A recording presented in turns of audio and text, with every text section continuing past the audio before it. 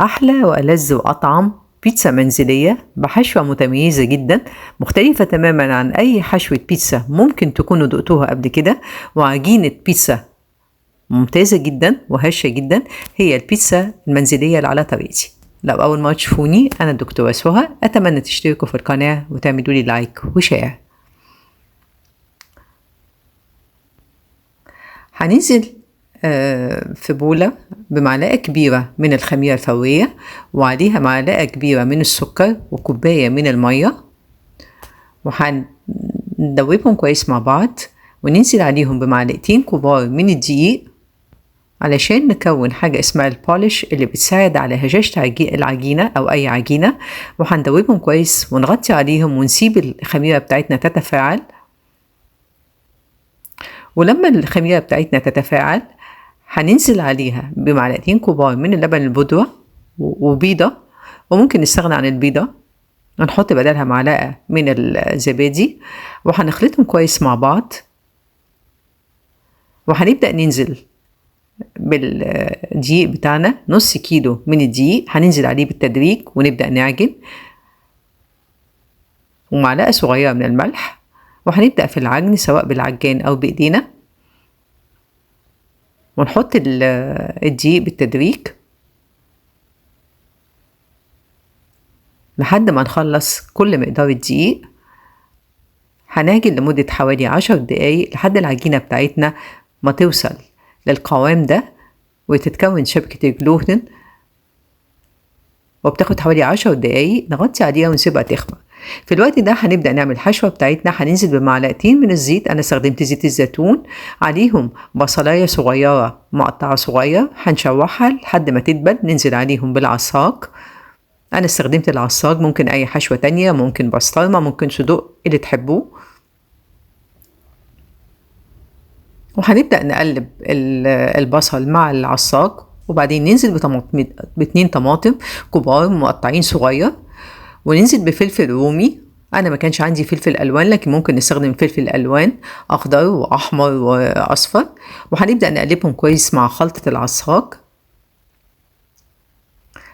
وفي الاخر هننزل بمعلقتين كبار من صلصة الطماطم ونقلبهم مع الخلطة بتاعتنا. ونبدأ نحط بهاراتنا، معلقة كبيرة من الزعتر، ونص معلقة من الثوم البودرة، ونص معلقة من البصل البودرة، ونقلب كويس. وهنحط الملح بتاعنا،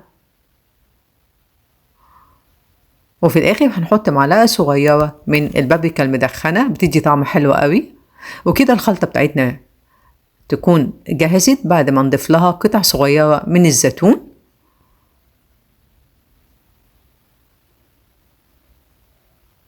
هنبدأ نعمل الصلصة اللي هنحطها على عجينة البيتزا. احنا عندنا معلقتين كبار من صلصة الطماطم، هنحط عليهم معلقتين كبار من الخل، وهنحط عليهم معلقة كبيرة من السكر، وهنحط عليهم بهاراتنا ملح وفلفل وتوم بودرة وبابريكا مدخنة وبصل بودرة، ونقلبهم كويس مع بعض. وهنبدأ نحط معلقة كبيرة من الزعتر اللي بتدي طعم حلو جدا لصلصة البيتزا، ونبدأ نزود المية بتاعتنا شوية بشوية عشان نخفف القوام بتاعنا، عشان نعرف نفرده على عجينة البيتزا لحد ما نوصل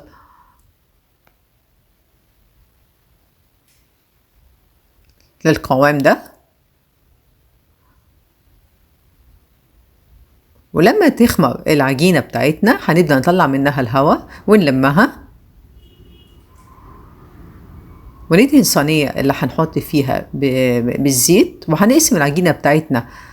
انا هعملها على 3 بيتزات. انا بحب عجينة البيتزا تبقى يعني مرتفعة شوية او تخينة، ما بحبش البيتزا رفيعة، لكن ممكن تخلوها على 4. هفرد العجينة بتاعتي على قد الصينية، وهعمل لها زي سور شوية، وهبدأ افرد عليها صلصة البيتزا اللي انا جهزتها، وهبدأ احط عليها جبنة موتزاريلا مبشورة. انا بحب استخدم الميكس بتاع الجبنة الموتزاريلا مع الجبنة الشيدر، بيطلع طعمهم حلو قوي. فحطيت الاول جبنة موتزاريلا وبعدين جبنة شيدر، ده فوق الصلصة على طول قبل ما احط الحشوة. وبعدين هبدأ اجيب الحشوة بتاعتي واحطها فوق الجبنة. ده بيخلي الحقيقة حشوة البيتزا طرية جدا، وهوش فوقيها زعتر، وهدخلها الفرن تستوي الأول، ولما تستوي هحط على الوش تاني جبنة موتزاريلا وجبنة تشيدر، وادخلها الفرن تاخد وش زي ما حضراتكم شايفين عشان تطلع بالشكل الرائع الجميل ده. مش قادره اقول لكم قد ايه ريحتها تحفه، وقد ايه هي جميله، وقد ايه الحشوه بالطريقه دي هي وحطت الجبن تحت الحشوه وفوق الحشوه بعد ما بتستوي العجينه، بتخلي البيتزا طريه جدا وبتمط وطعمها رائع. اتمنى لو عجبتكم وصفه البيتزا النهارده ان انتوا تنفذوها، لانها فعلا حشوه جديده ومختلفه، وتكتبوا لي رايكم واسئلتكم في التعليقات. وبالهنا.